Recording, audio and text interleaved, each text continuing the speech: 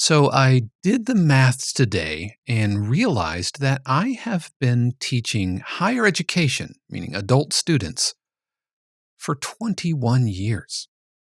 The last 10 years of that, specifically teaching music production and composition at Full Sail University. And I thought on today's podcast episode, I would talk about the 5 things that I see students consistently getting wrong or misunderstanding about a career as a composer. We're also going to look at a brand new cue called You Have Wings by 52Q's community member Michal Pacalaj on this week's episode of the 52Q's podcast.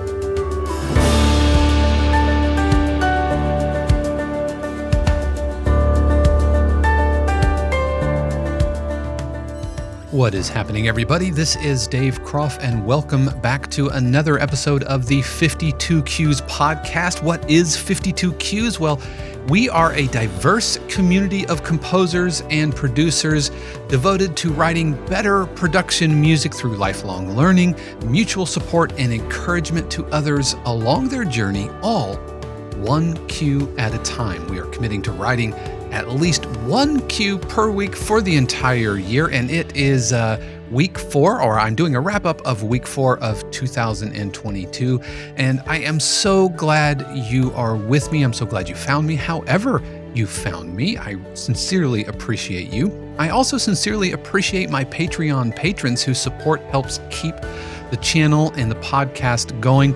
I'm going to have lots more about my Patreon at the end of the video. If you want to skip over the podcast topic and get onto the cue breakdown, if you want to hear Michael's cue, You Have Wings, then there will be timestamps all the way throughout, so you can access those. Lots of really exciting things going on in the 52Q's community. And I can't wait to talk to you about them, but I'm trying to be patient about it. But absolutely stay tuned. Have a lot of really amazing things planned for 52's community, the podcast, and everything. So stay tuned for that. Also, stay tuned next week. I sat down with Dan Graham of Gothic Storm, and the inspiration behind the concept of 52 cues that he talks about in his book, A Composer's Guide to Library Music. I sat down and talked to him, and I'm going to be rolling that interview during next week's podcast, so you don't want to miss that. What I wanted to talk about today, however, is like I said in the intro, I started doing the math and realizing that I've been teaching higher education, college students and higher, for 21 years. And even before then, I taught drum set lessons and taught like drum lines in schools and all of that. But specifically, higher education. Now, I started out wanting to be a band director, and then I saw all my friends student teaching, and I wanted no part of like the public school system and all of that. But I have a heart for teaching. I can't stop myself. That's why this podcast is so kind of lecture focused. It should and does, hopefully, feels like a good lecture that you would be sitting down with or sitting down for with a professor. Hopefully it feels like that. That's kind of what I'm going for. And I just can't stop myself. And so even if I got wildly successful, even if I was scoring films and having plays all over everything, I would still be a teacher. I'm not teaching until I make it big. I'm teaching because I love imparting wisdom, and I love imparting knowledge, skills, techniques. I love seeing other people get it, other students, that, having that little spark, that magic moment that can happen in a classroom environment or in a lesson, or wow, that's kind of teacher fuel, and I live for those moments. So teaching is in me. My sister's a teacher. My mother was a teacher. My grandmother was a teacher. And it's just baked into who I am. So regardless of however successful I get, I imagine on some level, I will always be teaching. This YouTube channel is a direct extension of that. But over the years, there are some consistent things that I see students get wrong or misunderstand, specifically about life as a composer, production music composer, film composer, or whatever. And I wanted to talk about those things today. And the first of them or is that I feel that students often have a myopic vision on what their careers look like, what their careers should look like, what success is defined as. And it's really interesting that Marlon Gibbons, who is a fantastic production music composer, uh, just all around great guy, and he's definitely a friend of the channel, and I consider him a friend. He just talked about this a couple of days ago on his YouTube channel. I will have a link to his video so you can check that out. But what it means to be successful, and I think that's different for different people. But I find that students have this narrow bead on on what success is to them. And it's very, like I said, it's very myopic. And I think it's a little off base. I think it's a little short-sighted. And I understand you get passionate about music because maybe, well, for me, I heard the Back to the Future soundtrack and I wanted to be a film composer. And I see students all the time. They're sitting in my classroom, and they're thinking, I want to be a film composer, or I want to write music for games, or I want to be a hip hop producer and sell beats, or I want to be a singer songwriter and be an artist and tour and sell records. And they come into my class, and I teach production music. I teach exactly what I do for a living, for cues that live in catalogs that play it relatively safe. They're not the most artistic things, and I've talked about that I've done a video on "This Isn't Art," and I'll put a link to that as well. Uh, but they kind of think that that production music, it's not what I'm going to do or whatever. Or they wanna be a hip hop producer, for example, and they take a film music class, and they're like, I don't really need this," or they kind of put these other parts of the industry in the same box that they would put, like, algebra. Like, I'm here to be a singer-songwriter. I'm here to produce a band, and anything that's not that thing is a waste of time. And whether they actually say that or not, I don't think I've actually heard "You're wasting my time, Dave," thankfully. But I I feel like it's in there, right? I feel like that sentiment is brewing just below the surface. And I'm here to tell you, if you're a student and you're new on your journey, or maybe you're not a student, or maybe this is just happens to apply to you, that a career in music is very rarely a binary thing. And it doesn't have to be. You don't have to choose to be this or that. You don't have to choose to be a film composer or a production music composer. You know, ¿por qué no los dos? Yay! And then we all, freeze frame as we cheer. Why not both? Why not all three? Why not four things? For me, and this goes a little bit into what Marlon was talking about in his videos, how do you define success? Success for me is defined as having a sustainable and sustained career in the music industry. And what I'm doing right now, and what I do when I stand in front of those students at Full Sail, is the music industry.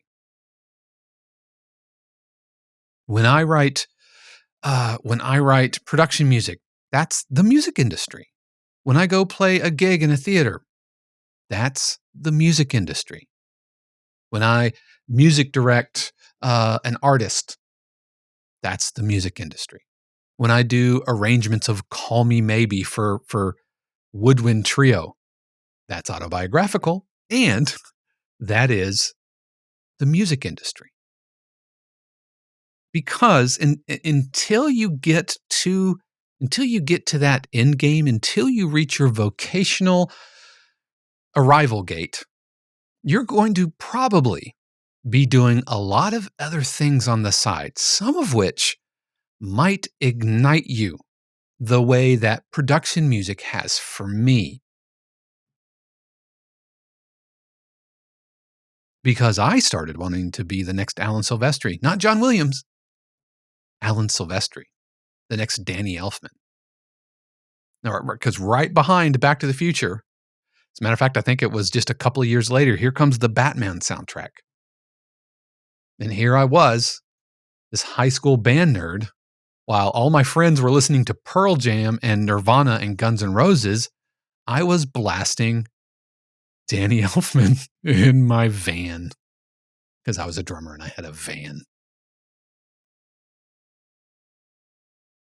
But somewhere along the way, I got hip to production music. It's super satisfying. I'm starting to get royalties. I'm seeing these things come in and I'm like, wow, I can write 2-minute chunks and like a butterfly or a honeybee going all over the field of flowers. I can taste a little bit of this, taste a little bit of that. And now here I am, years later, doing this. So, if this is you, don't define your career by this super narrow lane. And well, first of all, don't feel like everything else is beneath you, because that vision is that idea is what fuels the whole starving artist mentality. I've got my art and I'm only going to be doing the thing, and anything that's not that thing is a waste of time. That might be you. And if that's so, then you're probably going to have to be doing other things which are even further removed from your art while your art gets made, which is great, which is great. It's not for me, though. Absolutely not for me. So the first thing I really see students get wrong is a myopic vision of what their career will look like. And anything that's not that thing is just in the way. The other thing that I see, number 2, is that students often want instant results, which I understand. I understand. You look up to your heroes. For me, Alan Silvestri, Danny Elfman, Hans Zimmer, I look up to these composers and I want my music to sound like them because something has stirred my soul and I'm ready. I'm ready for it. And so I see students that don't really understand that this is a long arc. This is a long arc, especially in production music. I see, some YouTube channels and some videos and things that kind of, it's all about focusing on, how do you make money with music? Make money with music. Make money with music. Sell beats or take this class or whatever. And those are all well and good. But I think it props up a false idea that you make money, you sell whatever, and then boom, you're rolling in it. That takes time. That takes time. Not only just for royalties to start rolling in. If you write a cue today, you're lucky if you see those royalties within 9 to 12 months. You are lucky, which is why I've said before that if your rent is due next week, this is not the gig for you. If your rent is due next year, then let's talk. But even more than the financial gain, I think students just aren't patient in letting themselves develop. Malcolm Gladwell's 10,000 hours, I think, gets kind of lost. And I don't necessarily think that, the internet age and instant access to everything, I don't think that's necessarily to blame, especially when you think about educational psychology and realize that we're no longer memorizers of knowledge. Today's students don't absorb knowledge and then that knowledge comes out of them. Today's student more than likely is a hunter-gatherer of knowledge, which is a whole different skill set. I'm not even saying that's a good or a bad thing. It's just it's a different mentality. So the hunter gatherer of information is looking for something and then with instant results that they can then apply. And so I would encourage students to settle in for the long game, the long run, and understand that the the arc of your career bends slowly, and to be okay with that. And to be okay with that. Number 3, I find that students will often come to me and they just write what they know. They just write what they know without really paying much attention to some of the assignments. And this is lessons and other college students or whatever, and it's not just Full Sail or whatever. But often students will just write what they know. So even though I will say, I need you to write this, they will come back to me with something which sounds fantastic, but is not what I asked for. And for a long time, I thought, like, why are you resisting this? Why is it just attention to detail, which we'll talk about here in a minute? Spoiler, that's number 4. I think it's I think it's deeper seated than that. I think it's deeper seated than that. I play most of my video games on easy because what some gamers call a challenge feels super annoying to me, and it makes me feel bad about myself when I lose. Meaning, I hate the feeling of sucking at something. I hate the feeling of not just not knowing something, but trying something and sucking at it. I hate that feeling. When I play video games, I don't see that as a challenge. If I'm in a boss fight and I'm just getting, owned over and over and over, I'll just rage quit or I'll make the settings easier because I want to feel good about myself. And it's a video game, and I shouldn't I shouldn't let a video game trash my self-worth. That's a whole other thing I should probably talk to a therapist about, but I play on easy. And I think this is the type of mentality that can carry into a student when they are learning something well beyond their skill set. And they resist it, not because they're jerks, not because they're, myopic egomaniacs. It's because on some level, they don't want to try something new because they don't want to fail. And I am here to tell you that failure is absolutely part of the process, 100%. That is how we learn. Or one of the major, major ways I learn is by trying something and failing at it and then improving. And so I see it all the time where I'll have a student who will have this epiphanal aha moment when they realize, hey, I don't know this, and this is making me better because they've pushed through that resistance. And there's that term again, resistance, which Stephen Pressfield talks about in War of Art. Not the art of war, the war of art. Talks about resistance and resisting doing something new, resisting trying a new style, a new genre, picking up an instrument or whatever, because they know they're going to suck at it at first. They don't want that feeling. And so they just drive around in the cul-de-sac in the neighborhood of what they're able to do, hoping that will improve. And that thing might get better, but they don't get they don't grow as composers.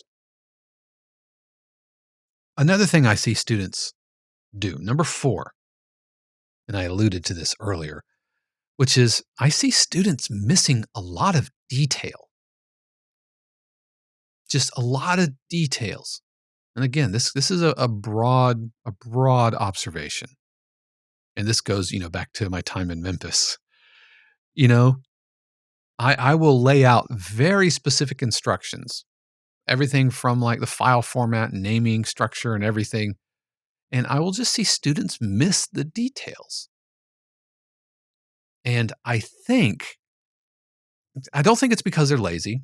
And I don't think it's because, they can't read. I don't think it's because they don't have the ability.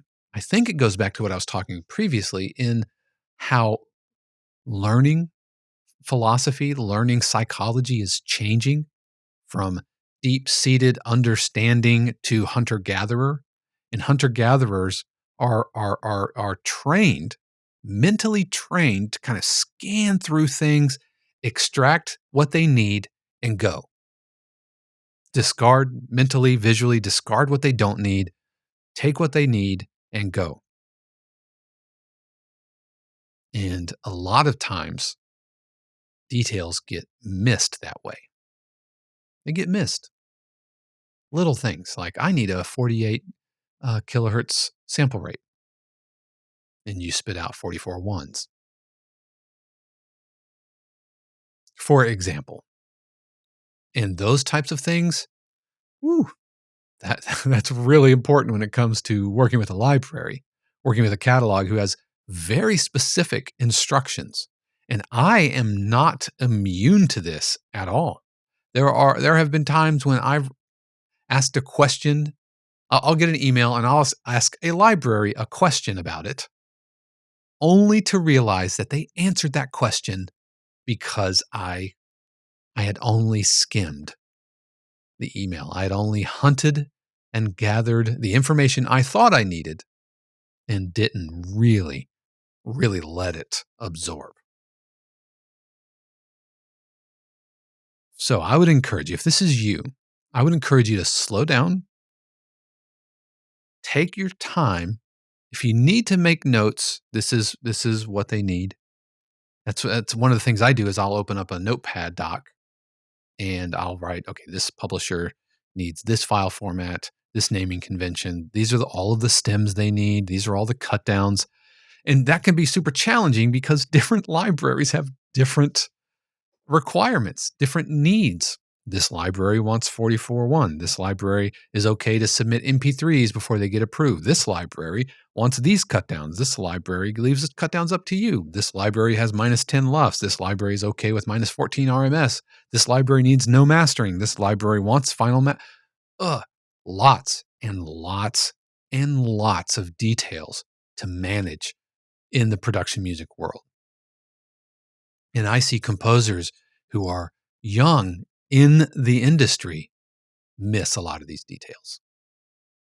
The good news is that an environment like a lesson, a private lesson, or Full Sail, the good news is that it's a relatively low risk environment and they might only miss out on a couple of points on a grade versus jeopardizing their reputation or their dependability with a publisher. So attention to detail is super important. Super important. Last example, I was responding to a publisher and I said, "Hi, insert name. It's so good to hear from you. I'm really looking forward. Here are the cues that you've been looking for, and let me know what you think." Hour later, respond, "I think you have the wrong library." Womp womp, said trombone. I completely sent an email to the wrong publisher. I just got their names mixed up. And that was super embarrassing. So I had to apologize. No small amount of shoe leather did I eat that day. All right, and now the fifth and final thing that I think students learn along the way, and this is a big one, is that students sometimes in the course of studying, either university, private lessons, whatever, they learn that this gig, this industry is not for them. They learn through the process of learning that to be a composer, to what it takes, is just they just don't want it. And I'm here to say that is okay. That's okay. Music is supposed to be fun. Music is supposed to be something that brings you joy. And I recently did a video where I asked, "Is this still fun for me?" And I'll put a link to that. Is this still any fun? And if it's not, then stop. Just stop doing it. You don't have to be a composer. You can be a bedroom, garage, weekend warrior and feel fulfilled. Because when you try to turn something that maybe was a hobby or that you're passionate about, when you try to turn that into a career, there's a very real chance that some part of you, the joy of it, the shine comes off the penny. The real, if you're really meant to do this, then that shine comes back relatively quickly. But if you don't have it in you to make music on a regular basis, if you don't have it in you to sit in the studio or with headphones on, because it's a pretty solitary life many times. If you don't have it in you to want to make music and understand that in order to have a career, you're going to be needing to want to make music for 20, 30, 40 years. And if you don't, man, that's cool. That's okay. That is okay. Go find the thing that you're meant to do. It doesn't have to be music. I know it's fun. I know you enjoy it. But as soon as you start looking at making a living at it, then a lot of expectations get put on you. Many by yourself, but some just the financial implications of trying to support yourself, how to make a sustainable career making music. That's a tall order. It's not easy. Not everybody can do it, which is why not everybody does do it. So if you're in the middle of this, if you've been banging your head against the wall and it's just not fun, if you're not enjoying it, if all of the joy of making music has been wrung out and you are dry like a sponge, I would absolutely say just walk away, take a week off, 2 weeks, 3 weeks, however much, and then and set a date. At this date, I am going to reevaluate. And if you don't feel like going back into the studio, if you don't feel like opening up a blank DAW and writing again, then don't. If if the if the publisher emails are becoming too heavy, if you're starting to resent your deliverables, then maybe it's just not for you. And man, I'm here to tell you that's okay. Go find the thing that pours out of you. Now, again, this job isn't always sunshine and roses. There are parts of this job that I procrastinate on and I don't enjoy, and that's cool. Every job's going to have that. There are times I don't want to write. There are times that I still struggle with imposter syndrome and all of those things. But at the end of the day, I really enjoy being in my studio. I enjoy learning new instruments. I just started learning shakuhachi. I enjoy uh, opening up a new DAW and finding sounds. Yes, I enjoy the rush of getting placements. I enjoy royalty checks. But the shine on the penny comes back relatively quickly. And if it doesn't for you, again, I will say it's okay. I'm here to tell you it's okay. You're not a failure. You haven't tried something and quit. What you're doing is identifying things in your world, things in your life that spark and bring you joy. Because my guess is that you're not done with music forever. Chances are That's going to be a part of your life for the rest of your life, but something else might be the thing that pays the bills, which takes all the weight of being a composer professionally off the table. And you could still get placements and everything, but there's no pressure of success because the success itself is in the act of doing it, not in the act of making a living at it. So if you learn that this career isn't for you, then that's okay. And I see students somewhat regularly realize that. And that's cool. Go do the thing you're meant to do. Go be you. Find the thing that sparks joy. Do that thing. Keep music a part of your life, and everybody wins. So, what about you? If you're a student, I would love to hear from you. You can let me know in the comments below. I do read all the comments, and I make an effort to reply to all the comments. What if you are a teacher listening to this? I would love to hear what are some things that you find students consistently get wrong about the industry. I would absolutely love to hear from you. So let's change gears. Let's take a listen to You Have Wings. This is a cue that was submitted by 52 Q's community member, Michal Pacalaj. I hope I'm pronouncing that correctly. Over on the 52 Q's Facebook group, we're going to take a listen to it, and I'm going to be giving my thoughts in real time as we go, with the understanding that I'm approaching this kind of as a publisher, and this is the reactions I would give as maybe a publisher or an editor or a fellow composer. So we are going to listen to this, and then we will connect on the other side.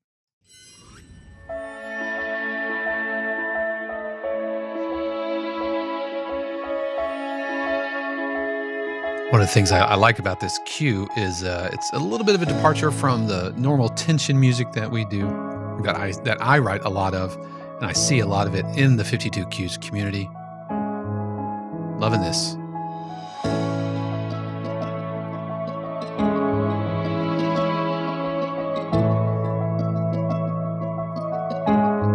Yeah, really, really nice intro, a strong intro, nice melody.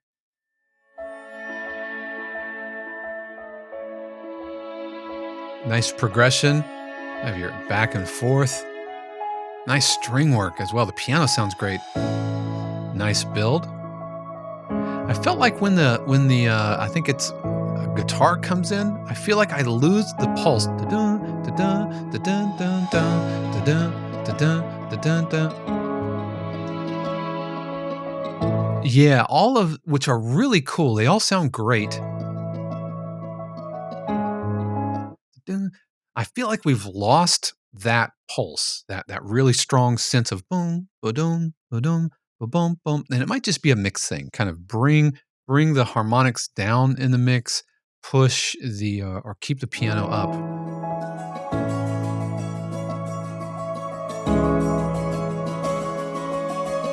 Yeah, because the piano is the focus there, and it's getting buried by all of the rhythmic ostinatos. And I think part of it is also those guitar harmonics are in the same register with some duplicate notes, and so it's creating some weirdness.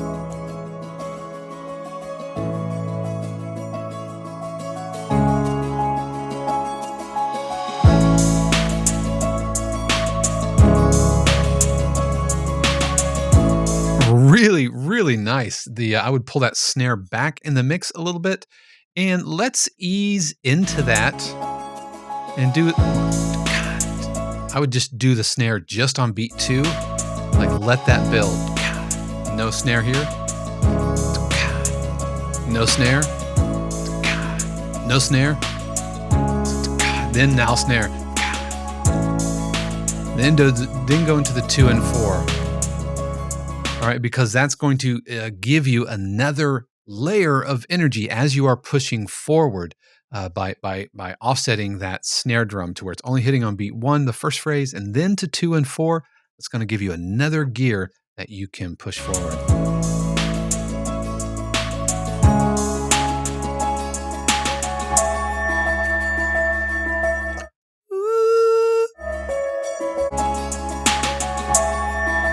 I don't like that pitch.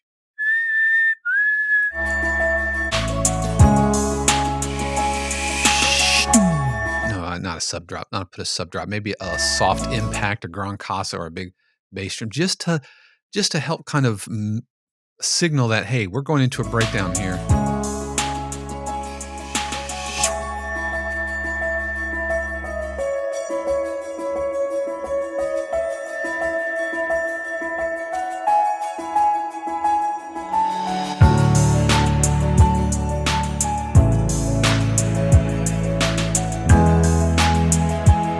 All right, now I noticed that you're kind of the subtitle from hesitation to hope. We've really changed gears here. We've really changed gears, and I'm not saying don't ever do that, but that is you have to tread very, very carefully if you are shifting gears. And not because we're not allowed to change chords and not we can't change things. It's because we run the risk of creating a different emotion in the cue. And that's what gives editors pause. When if we were to change the emotion of the cue, then we run the risk of an editor not being able to use the back half of this. Because if an editor had a scene that started with hesitation and ended with hope, they're probably not going to look for one cue that does this, that transits through these emotions. Instead, they're going to find a hesitation cue, a hope cue, and then edit them together. It's probably how that goes.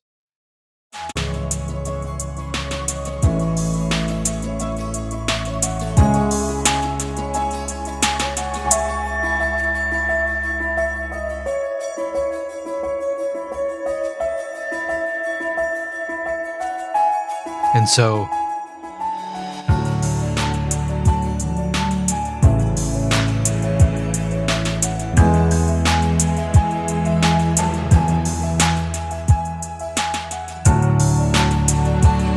I'm gonna let it play out to see where we end up. I like it. It's nicely done.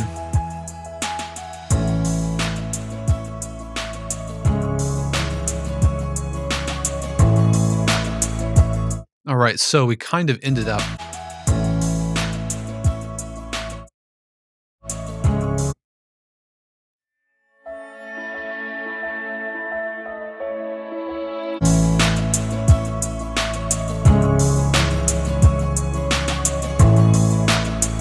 Yeah.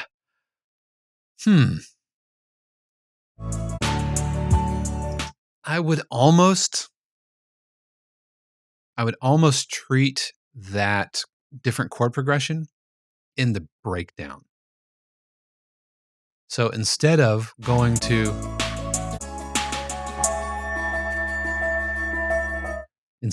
that, go to a broken down version of your new chord progression.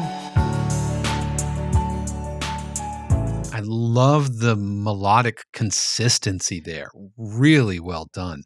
How everything it keeps going and really nicely done. The motif continues, but now it's working with the new chords, and then it returns. So you might be able to get away with this harmonic transition if you seed it a little earlier, seed it a phrase earlier. So instead of the breakdown going into your A section, your breakdown occurs with the B chord progressions. And that leaves it and builds, and I would put probably an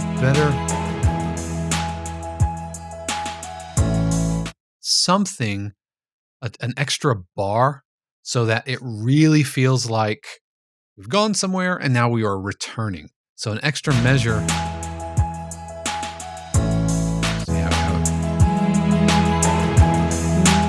And you're already sitting on that chord for 2 bars. You might even be able to do a bar kind of in the clear with just a bing, da, da, da,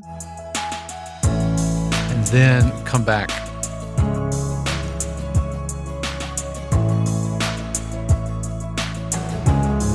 The toms, chef's kiss on the toms.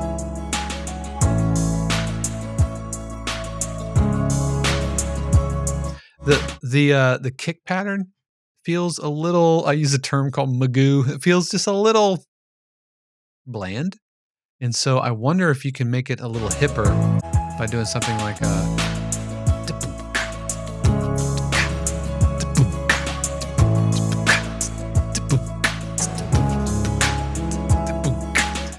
do the and of 3 instead of just 1 and 3.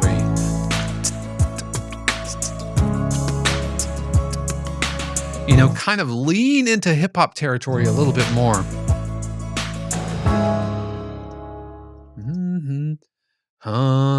That should be your tonic chord there.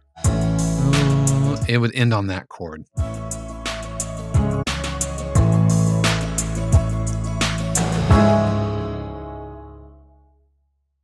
Yeah, and be careful.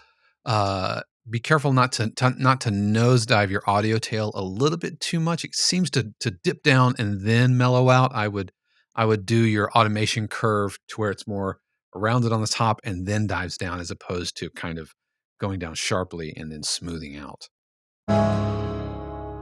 See how it dives right in there and then mellows out. So I really, really like the vibe of this. I think we could get away with that harmonic change if we live with it a little longer and seed it a little earlier.